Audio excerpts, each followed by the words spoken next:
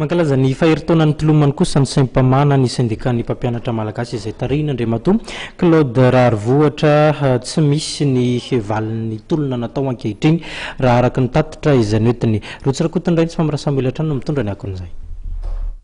Ny fahafito amby roapolo ny volana febroary 2024 no nanomboka ny tolona fitakinan'ny fanatsarana ny tontolon'ny fanabeazana izay nataon'ny sindikany mpampianatra malagasy na ny Saint-Pama. Feno heritaona ankehitriny izany tolona izany ary nandritra izay fotoana izay dia tsy mbola nisy vaovany ny olana ny amin'ny fanatsarana ny tontolon'ny fanabeazana raha nambaran'ireo Saint-Pama izay tarihina Andriamatoa Rarivohatra Claude. Indray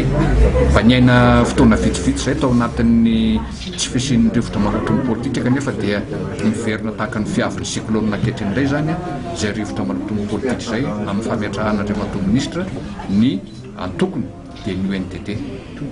Milaza izy fa ilatsaka filombavambahoaka any amin'ny faritra Sava iny mety latsaka filoam-pirenena koa angamba tsy fantatra dia aminay dia hoe zony tanteraka izany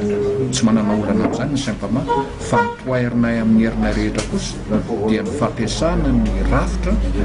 sy ny olona ao anatiny izay mpampianatra mpanabe zany ny fitaovana politika tahaka an'izay misy teorizay indray ka ny tianay ho ampahafantarina mivoaka zany dia zao ny foronony ty fa nisy vakivakiny ny telo zay sainy nefatra ny Saint-Pama farany teo dia le hoe nosy dia io zany zao lazainy fa hoe Saint-Pama tena ara-dalàna fa izay zany nefa tsisy tsony dia alefa n'io Saint-Pama io mandeha mitetin'ny faritra reto Madagasikara mampiorosy mampitahotra ny mpampianatra. Rehefa tonga io Saint-Pama io dia afaka tsy mampianatra zany any amin'izay faritra eviny dia ny proviseur na ny directeur na ny chef Cisco mihitsy misy ara-draine no manaritra amin'ny fivoriana ataon'izao satria iraky ny ministère izy zany. Anisan'ny fomba nentin'ny Saint-Pama namarihana ny faheritaonan'ny toloman'izy ireo ny fivoriana fanaovana tombana ny zava-misy ary nambaran'izy ireo arak'izany fa hitohy hatrany ary hiahenjana kokoa ny tolona izay ataon'izy ireo amin'izany.